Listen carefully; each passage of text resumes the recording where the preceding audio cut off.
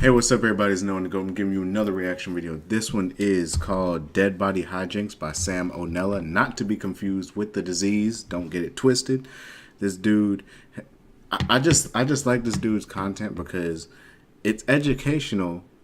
Because I've looked up some of the stuff that he's talked about, and these things really did happen. But it's very uncensored education. It's like going to school if your teacher was cool, basically. And I just really like this dude's how this dude goes about things, his animations and everything. He makes people look really damn ugly, which I will say that. But I just can't wait to get. It's been a while since I've reacted to one of his videos. Just can't wait to see what he has for us. He does not post too frequently, so whenever he does, I try to make sure I'm aware of it. Make sure that you guys like this video. Check out the link to the original video in the description down below, because I'll make sure to have it there. If you guys like my video, make sure to share this video with your friends, and definitely make sure to hit that subscribe button and that post notification bell so you guys never miss a video. We're going to start this in 3, 2, 1, go. Thanks to Dashlane for sponsoring this video.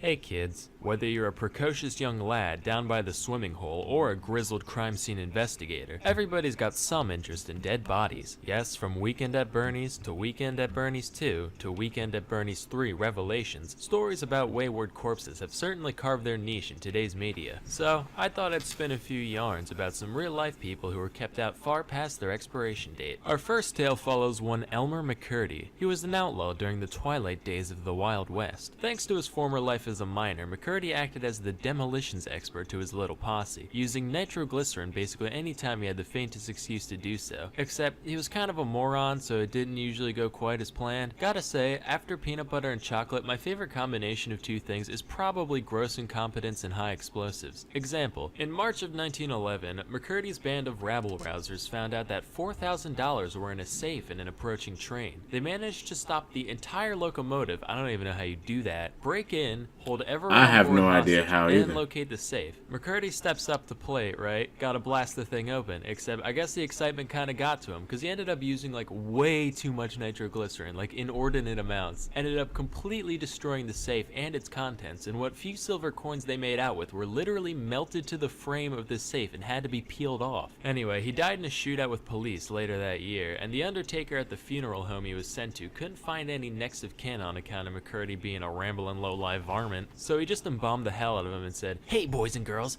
want to see a dead criminal? Only one shiny." And since Live Leak wasn't around at the time, there weren't many places a kid could go to stare at a corpse for a while if he or she so desired. So it actually became a pretty popular attraction. Visitors would pay their dues by physically slipping the coin into the man's mouth, and the creepy-ass undertaker would come fish him out later, probably with bare hands all slowly and sensual-like. What in a few the years passed fuck? when a couple of guys showed up claiming to be McCurdy's brothers with a note from the local sheriff to back it up. They told the undertaker they had permission to go bury McCurdy, so he reluctantly relinquished the body to the men. Except, these guys weren't his brothers. They were just a couple of crusty freaking carnies. They shipped the body off to Kansas to become an attraction in their traveling show. From here, McCurdy traded hands a few more times. At one point, he was exploited for this one guy's film about narcotics. It was like, yeah, this pill-popping degenerate got shot while trying to rob a pharmacy for more dope Dude, the other what day. the The crap body was am I- super old by then, so people are like, wait, This why is has he all got to be desiccated fake. and flaky and gross? You know what? I'm not This even gonna goes, doubt it. "Nope, that's Not what even gonna happens doubt when it." you do drugs, kids. Your fucking skin falls off." Stay above the influence. At some point in his journey, he ended up getting coated in wax and paint to look a little less rotty, before ending up in a warehouse in 1949. Here's the thing, he was in there alongside some actual wax figures, and after spending 19 years in storage, nobody knew he was a real corpse anymore, so he ended up getting sold in 1968 as a mannequin to one Spoonie Singh, owner of the Hollywood Wax Museum. He tried to lend the guy out a couple times during his stay, but people found him too gross or unrealistic looking for whatever purposes they had in mind. So he ended up They found getting a sold dead body again too and used as a unrealistic? prop of a hanged man at the Pike Amusement Zone in their Funhouse ride, with zero knowledge that he was an actual dead criminal. It wasn't until 1976, 65 years after his death, that an episode of The $6 Million Man was being filmed at the complex, and a stagehand tried to move the prop around, only to have its arm break off in his hand. He was like, ugh, lousy stiff. Wait a minute, that's curious. This mannequin's got human flesh and bones inside of it. Wait a minute.